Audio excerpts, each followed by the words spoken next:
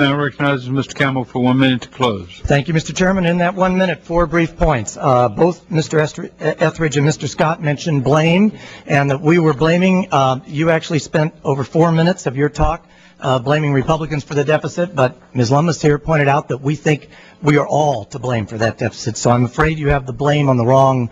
We're not blaming anybody except all of us, and you guys are putting the blame. Second, Mr. Scott says there's no plan, that we have no plan. In fact, Mr. Scott, the opposite is true. Mr. Ryan has the only plan that deals with this problem, only plan that deals with the insolvency of the country. Even the president doesn't have a plan to deal with that. Third, we say that this is budget reform. Mr. Etheridge said this is budget reform.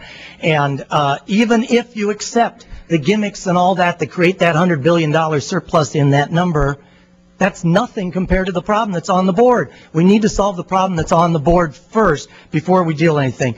Members, we are going bankrupt. This bill will hasten that bankruptcy. We need to deal with our debt and deficit first. I yield back.